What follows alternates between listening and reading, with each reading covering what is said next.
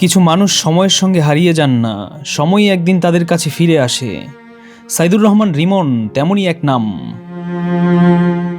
সংবাদ কেবল কাগজের পাতায় ছাপা কিছু শব্দ নয়, সংবাদ কখনো হয়ে ওঠে ইতিহাস, কখনো প্রতিবাদ, কখনো মানুষের অধিকার প্রতিষ্ঠার হাতিয়ার।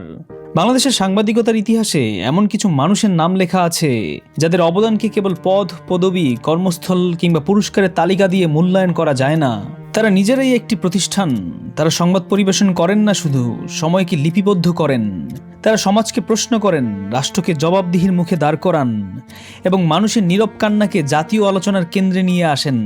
দেশবরেণ্য অনুসন্ধানী সাংবাদিক সাইদুর রহমান রিমন ছিলেন তেমনই একজন। তিনি ছিলেন সত্যের এক নির্ভীক অনুসন্ধানী, মানুষের কণ্ঠস্বর এবং সাংবাদিকতার নৈতিকতার এক উজ্জ্বল প্রতীক।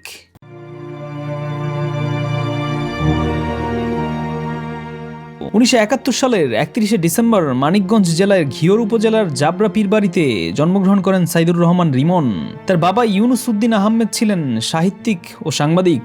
ফলে ছোটবেলা থেকেই শব্দ, সমাজ ও মানুষের প্রতি দায়বদ্ধতার শিক্ষা পেয়েছিলেন তিনি। মা সাহারা আহমেদের স্নেহ, পারিবারিক মূল্যবোধ ও সাংস্কৃতিক পরিবেশ তার ব্যক্তিত্ব গঠনে গুরুত্বপূর্ণ ভূমিকা রাখে। 1985 সালে সাপ্তাহিক মুক্তবাণী পত্রিকায় লেখালেখির মাধ্যমে শুরু হয় তার সাংবাদিকতা। সেই ছোট্ট সূচনা একদিন বাংলাদেশের অনুসন্ধানী সাংবাদিকতার ইতিহাসে একটা উজ্জ্বল অধ্যায়ে পরিণত হয়। মাঠই ছিল তার বিশ্ববিদ্যালয়। সাইদুর রহমান রিমন বিশ্বাস করতেন, একজন সাংবাদিকের প্রকৃত পরিচয় ডেস্কে নয়, মাঠে।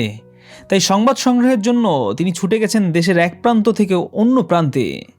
সীমান্ত, পাহাড়, সুন্দরবন, চর, হাওর, আদিবাসী জনপদ, দুর্গম বনাঞ্চল, যেখানে সত্য লুকিয়ে ছিল সেখানেই পৌঁছে গেছেন তিনি। কখনো দিনের পর দিন থেকেছেন দুর্গম এলাকায়, কখনো জীবনের ঝুঁকি নিয়ে অনুসন্ধান করেছেন অপরাধ চক্রের কার্যক্রম, কখনো প্রান্তিক মানুষের অজানা গল্প তুলে এনেছেন জাতীয় সংবাদপত্রের পাতায়। তার কাছে সংবাদ মানে ছিল মানুষের জীবন। অনুসন্ধানী সাংবাদিকতার সাহসী মুখ দৈনিক ইত্তেফাকের সাভার প্রতিনিধি হিসেবে দায়িত্ব পালন করতে গিয়ে খুব কাছ থেকে দেখেছেন সাধারণ মানুষের জীবন, বৈষম্য এবং রাষ্ট্রীয় ব্যবস্থার সীমাবদ্ধতা, অপহরণ চক্র, অঙ্গপ্রত্যঙ্গ পাচারের অভিযোগ, শিশু খাদ্যে তেজস্ক্রিয়তার বিষয়। এসব স্পর্শকাতর বিষয়ে তার প্রতিবেদন তৎকালীন সময়ে ব্যাপক আলোচনার জন্ম দেয়। পরবর্তীতে তিনি দায়িত্ব পালন করেন দৈনিক আলামিন, বাংলাবাজার, মুক্তকণ্ঠ, মানবজমিন, সংবাদ, BanglaNews24.com, বাংলাদেশ প্রতিদিন সহ দেশের বিভিন্ন শীর্ষ গণমাধ্যমে। সুন্দরবন নিয়ে ধারাবাহিক অনুসন্ধান, সীমান্ত পরিস্থিতি, জাসদ নেতা কাজী আরেফ হত্যাকাণ্ডের অনুসন্ধান, নরসিংদীর বিষাক্ত মদে মৃত্যুর ঘটনা, গারো পাহাড়ের প্রান্তিক জনগোষ্ঠী, খাসিয়া সম্প্রদায়ের জীবন সংগ্রাম, হালুয়াঘাট সীমান্ত, এসব বিষয়ে তার ধারাবাহিক প্রতিবেদন শুধু পাঠকের আগ্রহী তৈরি করেনি, প্রশাসন ও নীতি নির্ধারকদেরও দৃষ্টি আকর্ষণ করেছিল। সত্যের কাছে আপোষহীন ছিলেন তিনি। অনুসন্ধানী সাংবাদিকতার পথ কখনো সহজ ছিল না। তার প্রতিবেদন প্রকাশের কারণে তাকে মোকাবেলা করতে হয়েছে মামলা, হুমকি এবং নানা ধরনের চাপ। তবুও তিনি থামেননি, কারণ তিনি বিশ্বাস করতেন একজন সাংবাদিক যদি ভয়কে মেনে নেন তাহলে সত্যের পথ সংকুচিত হয়ে যায়। তার কাছে সাংবাদিকতা ছিল না কোনো চাকরি, ছিল মানুষের প্রতি দায়বদ্ধতা, ছিল সত্যের প্রতি অঙ্গীকার। আসলে একটা রাষ্ট্র কতটুকু এভাবে চলছে তা কিন্তু আপনি যে চোখ দিয়ে দেখছেন, ঠিক এই চোখ দিয়ে দেখলেই বোঝা যায় যে একটা স্টেশনে দাঁড়িয়ে একটা স্টেশনের চিত্র দেখে পুরো বাংলাদেশকে অঙ্কিত করা যায়, যদি আপনি দেখার মতো চোখ থাকে। তো আপনি অনেক ধন্যবাদ আপনাকে যে কুকুরটা পাশে শুয়ে আছে কিংবা কুকুরটা তার পাশ চিঠি দিচ্ছে, এই দৃশ্যটা যে আপনাকে এড়ায় নাই আপনার চোখটা। এই দৃশ্য থেকে আমরা বাংলাদেশের পরিস্থিতি বুঝতে পারি যে আসলে মানুষ আর প্রাণী পাশাপাশি, কাছাকাছি, তাদের জীবন মানও কাছাকাছি। বাজার ছিলেন, মানে এই কোকলার নামে একটা বাজার আছে একটা জায়গায়, নোয়াখালী পাড়া, সেখানে উনি ছিলেন, বেশ কিছুক্ষণ ছিলেন। তার আগে কোথায় ছিলেন তখনই পেয়েছি একটু আতঙ্কিত খবরটা যে উনি থানায় ছিলেন। কেন ছিলেন থানায়? আমি বারবার চেষ্টা করছি, অনেক অসংখ্য জনের সাথে আলাপ করেছি, তবে সব জায়গায় তো কোথায় না কোথায় সূত্র থাকেই। মানে মেজর সিনহা থানায় ছিল, মানে টেকনাফ থানায়। আমি উল্টো দিকতে রান করছি আর কি, যে তার আগে কোথায় ছিলেন, তার আগে কোথায় ছিলেন, তার আগে ছিলেন থানায়। তো থানায় উনি কিছু ছিলেন, উনি তো প্রায় 26 দিন যাবত এখানে ভিডিওগ্রাফি করছেন নানা কিছু, এবং এটার জন্য কেউ তার শত্রু হওয়ার কথা না, কেউ তার বিরক্ত হওয়ার কথা না, তার উপরে বরং সকলেই তারপরে খুশি থাকার কথা। কিন্তু তাহলে বিরক্তির কারণটা কোথায়? যখন জানলাম, আমি বারবার চেষ্টা করার পরে কোন একজন পুলিশ সদস্য আমাদের টাকা হয়ে আসতেন, তিনি বললেন যে মেজর সাহেব তো সাক্ষাৎকার নিয়ে গেলেন। আসলে সাক্ষাৎকারের প্রসঙ্গ এরকম যে আপনি তো আসলে পর্যটনের এলাকায় এই মাদক মুক্ত করে ফেলেছেন পুরো এলাকাটা, আমরা এটার উপরে পজিটিভ একটা সাক্ষাৎকার নেব, এই টাইপেরই কথা ছিল প্রথমত।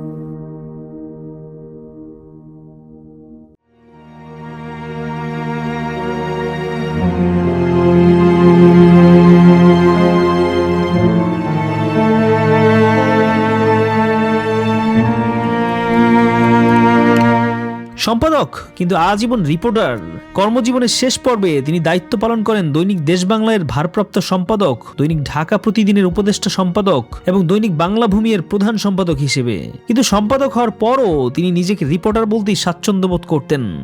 প্রয়োজনে নিজেই মাঠে যেতেন, নিজেই তথ্য যাচাই করতেন, প্রতিবেদকের খসড়া রিপোর্ট হাতে নিয়ে লাইন ধরে সম্পাদনা করতেন। তার কাছে সম্পাদকীয় চেয়ার ছিল দায়িত্বের আসন, ক্ষমতার নয়। নতুন প্রজন্মের নির্মাতা সাইদুর রহমান রিমন শুধু সংবাদ লিখে যাননি, তিনি তৈরি করেছেন সাংবাদিক। অসংখ্য তরুণ সংবাদকর্মী তার হাত ধরে শিখেছেন তথ্য যাচাই, অনুসন্ধান, নৈতিকতা এবং মানুষের পক্ষে দাঁড়ানোর সাহস। তিনি বিশ্বাস করতেন একজন ভালো সাংবাদিক তৈরি হয় মাঠে, মানুষের মাঝে, বাস্তব অভিজ্ঞতার মধ্য দিয়ে।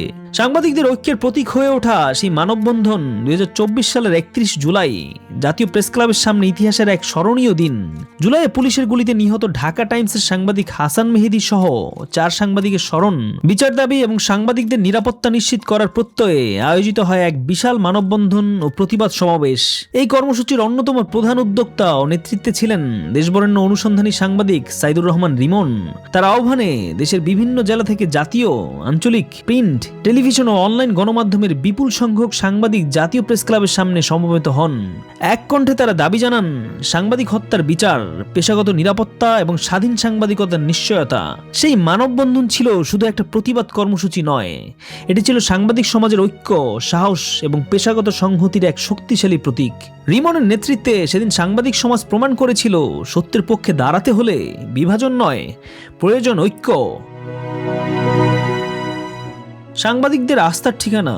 তিনি ছিলেন ঢাকা রিপোর্টার্স ইউনিটের সদস্য, ক্রাইম রিপোর্টার্স অ্যাসোসিয়েশন বাংলাদেশের স্থায়ী সদস্য, বাংলাদেশ মফস্বল সাংবাদিক ফোরামের সহসভাপতি। 2024 সালে 19 অক্টোবর প্রতিষ্ঠা করেন বাংলাদেশ সাংবাদিক কমিউনিটি, যার মূল লক্ষ্য ছিল সাংবাদিকদের ঐক্য, পেশাগত মর্যাদা এবং পারস্পরিক সহযোগিতা নিশ্চিত করা। সাংবাদিকদের নির্যাতনের ঘটনায় তিনি ছিলেন সবসময় সোচ্চার, নীরবে পাশে দাঁড়াতেন নির্যাতিত সংবাদকর্মীদের। সাংবাদিকতার অসামান্য অবদানের জন্য তিনি অর্জন করেছেন ইয়াসমিন স্মৃতি পুরস্কার, চারণ সাংবাদিক মন্তাজউদ্দিন স্মৃতি পুরস্কার, ইউএনডিপি স্যাম্প বেলা পুরস্কার, ঢাকা রিপোর্টার্স ইউনিটির সম্মাননা সহ বিভিন্ন স্বীকৃতি।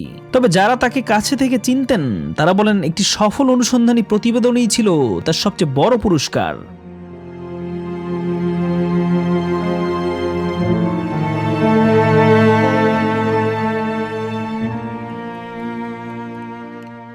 সাইদুর রহমান রিমনের কর্মজীবন আমাদের শেখায় সংবাদ শুধু তথ্য নয়, সংবাদ মানুষের অধিকার, সংবাদ ন্যায় বিচারের পক্ষে দাঁড়ানোর দায়িত্ব, সংবাদ রাষ্ট্রকে জবাবদিহির মুখোমুখি দাঁড় করানোর শক্তি। তিনি দেখিয়ে গেছেন সাংবাদিকতার সবচেয়ে বড় শক্তি হলো সততা, সবচেয়ে বড় পরিচয় হলো বিশ্বাসযোগ্যতা, আর সবচেয়ে বড় সাহস হলো সত্যের পাশে দাঁড়ানো। একজন মানুষের জীবনকে কেবল তার পদ পদবি দিয়ে মূল্যায়ন করা যায় না, তার আদর্শ, কর্ম এবং প্রভাবেই তাকে ইতিহাসের অমর করে রাখে।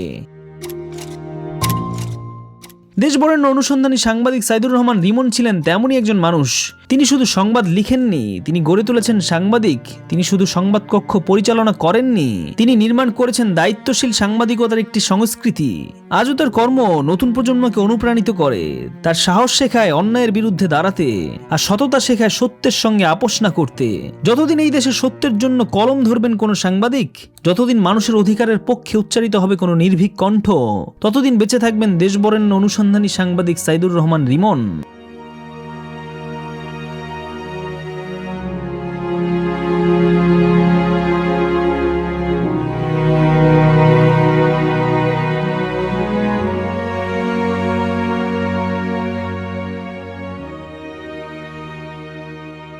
কাল প্রকাশ গভীর শ্রদ্ধার সঙ্গে স্মরণ করছে এই মহান সংবাদ যোদ্ধাকে।